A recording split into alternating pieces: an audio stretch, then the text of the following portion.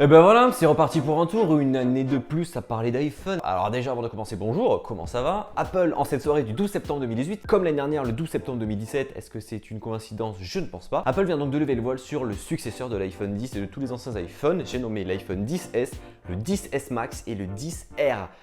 Oui, des noms très bizarres dont on n'aurait peut-être pas pensé l'existence il y a un mois avant que tout fuite il y a 2 semaines. Mais bon, ça c'est qu'un détail. Alors cette année, il y a beaucoup d'iPhone, mais s'il y en a un que tu voudrais à tout prix gagner, ce serait lequel? Dis-moi ça parce que peut-être que je peux m'arranger pour t'en faire gagner un. Allez, dis-moi ça en commentaire. Alors juste avant toute chose, non, il n'y a pas d'AirPower d'annoncer. Non, il n'y a pas d'AirPods d'annoncer. Pas d'iPad Pro, pas de Mac, pas de Mac Mini, rien du tout. Apple a simplement levé le voile sur l'Apple Watch Série 4 qui est une version bien plus stylée que ce que l'on peut avoir aujourd'hui avec les Apple Watch Série 3, Série 2, Série 1, Série 0. À savoir qu'on a deux nouveaux écrans de 40 et de 44 mm en termes d'écran de largeur. On va voir un nouvel écran bien plus lumineux, bien plus stylé qui va te permettre d'afficher beaucoup plus de complications, à savoir par exemple la météo, le sport, le widget de musique, bref, tu m'as compris. Il y a un nouvel arrière qui va te permettre de calculer pourquoi pas et bien directement la pression artérielle. Et surtout, il y a un électrocardiogramme d'intérêt à ta montre. Comment ça va se passer? Ça va se passer que il y a donc ce qui va être en contact avec ta peau va calculer une entrée et la couronne digitale cette fois-ci va calculer une sortie, c'est-à-dire que tu mets ton doigt dessus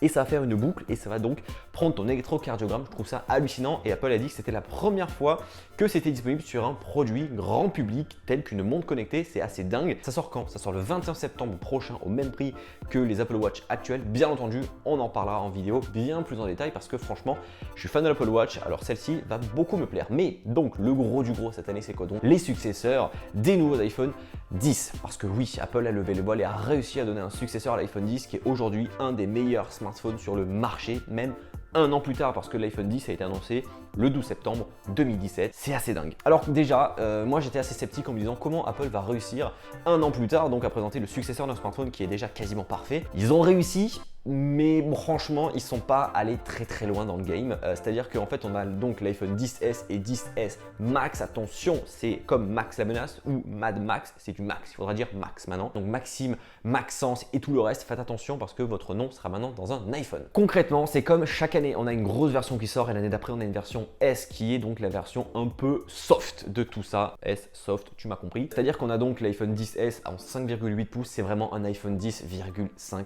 vraiment pour le coup. Et donc l'iPhone 10S Max qui est lui avec un écran de 6,5 pouces. Quand tu compares par exemple le Galaxy Note 9 qui a un écran de 6,4 pouces et que tu te dis waouh c'est fatas, tu vois aujourd'hui l'iPhone 10S Max avec son écran de 6,5 pouces, je dois te dire que c'est encore plus énorme. J'ai vraiment hâte pour le coup d'avoir ce téléphone dans ma main pour me dire si oui ou non il est trop gros. Mais concrètement les nouveautés vont être quoi donc? Un nouveau coloris gold très joli mais très clinquant, très matu vu et autres, mais bon à voir en temps réel. Deuxième chose, il va avoir un écran avec 120 Hz. Qu'est-ce que ça veut dire? Ça veut dire qu'il est beaucoup plus fluide d'accès et d'interface, donc ça c'est très cool parce que c'était disponible aujourd'hui sur les iPads, ça arrive sur l'iPhone enfin. Il est enfin certifié à la norme IP68. Qu'est-ce que ça veut dire? Ça veut dire que jusqu'à présent ton iPhone était certifié à la norme IP67. Il n'était pas étanche, donc tu pouvais t'amuser à le mettre dans l'eau, mais s'il avait un problème, c'était ta faute. Là aujourd'hui, il est réellement certifié étanche. IP68 est égal étanchéité, donc ton téléphone, tu pourras le mettre dans n'importe quelle eau, n'importe quel liquide. Apple l'a même dit, ils ont testé dans du jus d'orange, dans de la bière, dans du champagne, bref, dans toutes sortes de liquides. Et oui, ça marche. Face ID est un peu plus rapide, les performances sont beaucoup plus poussées avec le processeur A12 Bionic. Voilà. C'est joli. L'appareil photo est un peu amélioré, c'est-à-dire que par exemple avec le mode bokeh, désormais on va avoir la possibilité de gérer le flou d'arrière-plan après avoir pris la photo. Je m'explique, tu prends ta photo en mode portrait, tu vas dans tes photos, tu fais modifier et tu pourras jauger si tu veux plus ou moins de flou, mais ça ne va pas être quelque chose d'artificiel, c'est le réel flou qui a été jaugé avec les appareils photo. C'est un peu technique mais c'est assez tchatcher. Il est disponible en 64, 256 et 512 Go de stockage. Oui, ça fait beaucoup de stockage, 512 Go qui est l'équivalent par exemple d'ordinateur aujourd'hui, donc 512 Go de stockage dans un smartphone, ça fait beaucoup. Il est double SIM, mais attention, pas le double SIM que tu peux connaître, non, tu n'auras pas la possibilité de mettre deux cartes SIM dans ton smartphone, loin de là, sauf si tu habites en Chine, parce qu'en Chine, l'iPhone est différent. En France, aux États-Unis ou en Europe plus globalement, tu auras la possibilité d'avoir ta propre carte SIM physique à l'intérieur. Et si tu vas par exemple demain aux États-Unis, tu auras ta carte SIM qui restera dans ton boîtier de téléphone et tu pourras aller par exemple chez AT&T, Verizon et autres, leur demander d'avoir une eSIM parce que ton iPhone XS embarque une eSIM pour directement pouvoir avoir et ton forfait français et ton forfait américain.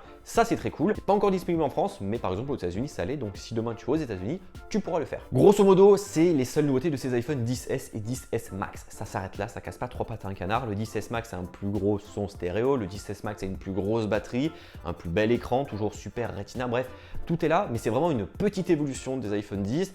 Mais comme j'ai envie de dire que l'iPhone 10 était déjà quasiment parfait, c'est très compliqué à mon sens de faire encore mieux, sauf tout changer. Là où le Note 8 versus le Note 9, où j'ai dit qu'il n'y avait pas grande nouveauté, que Samsung aurait pu faire beaucoup mieux en termes de design, en termes de performance. Là pour le coup, je vois pas comment Apple aurait pu faire encore mieux, mais je reste un peu sur ma faim sur ces iPhone 10s. Il commence au prix de 1159 € en version 64 Go 5,8 pouces, donc l'iPhone 10s, et 1259 € pour le 10s Max, et peut monter jusqu'à 1659 €.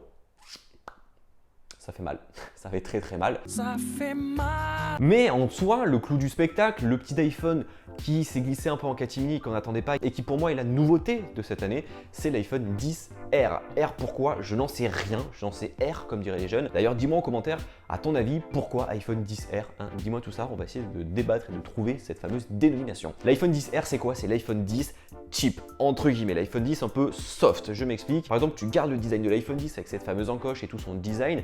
Il n'est plus en acier inoxydable sur le pourtour, il est en aluminium, l'arrière en verre coloré, on va avoir du noir, du blanc, du bleu, du corail, du rouge, plein de couleurs très jolies qui vont à mon avis plaire beaucoup aux jeunes. On a donc non pas un écran OLED mais un écran LCD qui va être en Liquid Retina, attention, en soit la même définition, 326 pixels par pouce que l'iPhone 7, que l'iPhone 8, que l'iPhone 6, que l'iPhone 6S, petit format.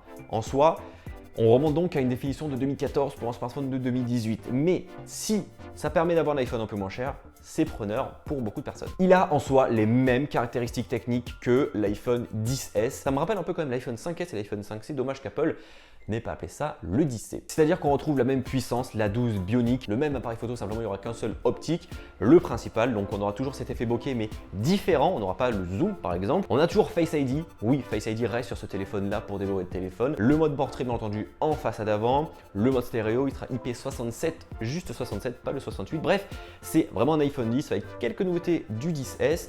Et ça s'arrête là et ça coûte 859 € en prix d'entrée de gamme à 64 Go. Il sera disponible en 3 capacités, 64, 128 et 256 Go. Voilà donc ces nouveaux iPhones. Grosso modo, cette conférence de rentrée, je m'attendais peut-être à avoir un peu plus d'effet waouh sur la question parce que malheureusement tout a fuité les dernières semaines. Niveau prix, c'est ultra élevé, niveau caractéristiques techniques, c'est présent, c'est beau, ça fait envie, mais il n'y a pas ce petit effet waouh qu'on a vu par exemple l'année dernière avec l'iPhone 10 qui était pour moi une des meilleures conférences, celle de l'année dernière.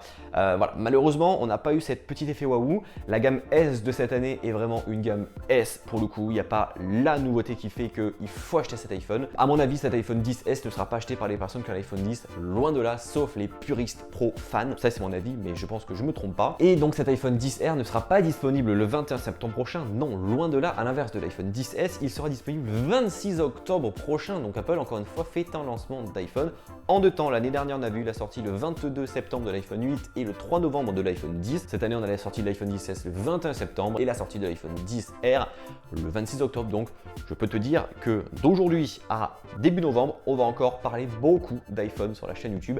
Et ça, c'est cool. Dis-moi en commentaire qu'est-ce que tu penses de tout ça. Je remercie SFR avant de terminer qui m'aide sur certains projets pour la chaîne YouTube et qui a donc sponsorisé cette vidéo. Donc, merci à eux parce que grâce à eux, encore une fois, il se peut qu'il y ait des choses très sympathiques qui arrivent dans le futur. Ces iPhones seront bien entendu en soi disponibles chez SFR dès le 14 pour les précommandes et le 21 en sortie française globale. Dis-moi ce que tu en penses en commentaire, gros pouce bleu dans la barre des pouces bleus et surtout abonne-toi. Allez, ciao ciao.